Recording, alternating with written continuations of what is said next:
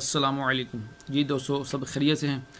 اللہ تعالی ہمیں رمضان المبارک میں زیادہ سے زیادہ برکتیں حاصل کرنے کی توفیق عطا فرمائے اور اپنی بخشش کروانے کی توفیق عطا فرمائے۔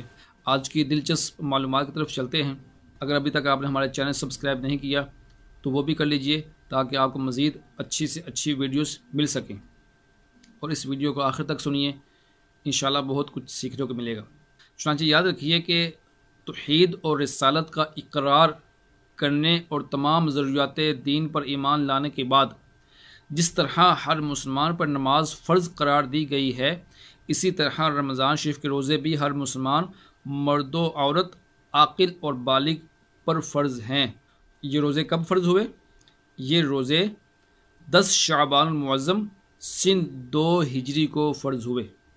اچھا، یاد رکھیے اسلام میں اکثر اعمال کسی نہ کسی روح پر واقع کی یاد تازہ کرنے کے لیے مقرر کیے گئے ہیں۔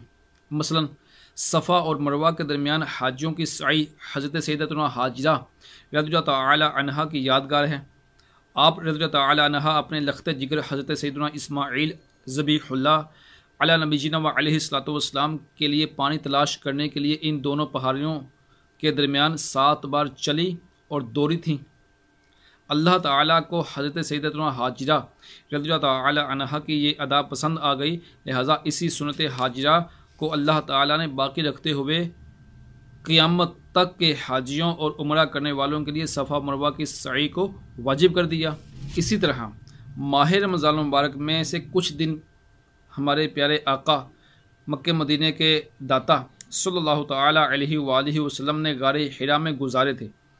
اس دوران آپ صلی اللہ تعالی علیہ وآلہ وسلم دن کو کھانے سے پرہیز کرتے اور رات کو ذکر اللہ عز و جل میں مشغول رہتے تھے، تو اللہ تعالیٰ نے ان دنوں کی یاد تازہ کرنے کے لیے روزے فرض کیے تاکہ اس کے محبوب صلی اللہ تعالی علیہ وآلہ وسلم کی سنت قائم رہے۔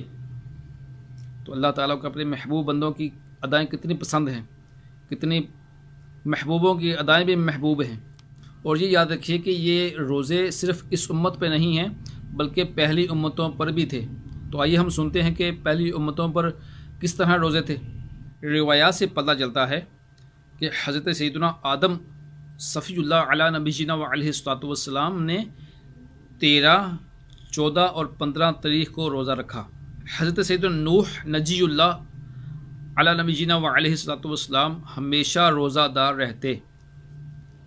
حضرت سیدنا عیسیٰ روح اللہ علی نبینا و علیہ الصلوۃ والسلام ہمیشہ روزہ رکھتے تھے، کبھی نہ چھوڑتے تھے۔ حضرت سیدنا داؤد علی نبینا و علیہ الصلوۃ والسلام ایک دن چھوڑ کر ایک دن روزہ رکھتے تھے۔ حضرت سیدنا سلیمان علی نبینا و علیہ الصلوۃ والسلام 3 دن مہینے کے شروع میں، 3 دن درمیان میں اور 3 دن آخر میں، یعنی مہینے میں 9 دن روزہ رکھا کرتے تھے۔ لہٰذا ہمیں بھی روزوں سے محبت کرنی چاہیے، روزوں کو بوجھ نہیں سمجھنا چاہیے، روزوں کو برکت کے لیے رکھنا چاہیے۔ اس کا ثواب بھی ہے اور اس میں ہماری جسمانی صحت کے حوالے سے بہت ہی فائدے بھی رکھے گئے ہیں۔ تو اللہ تعالی ہمیں روزوں سے زیادہ برکتیں حاصل کرنے اور اس میں گناہوں سے بچنے کی توفیق عطا فرمائے۔ بہت بہت شکریہ۔ السلام علیکم۔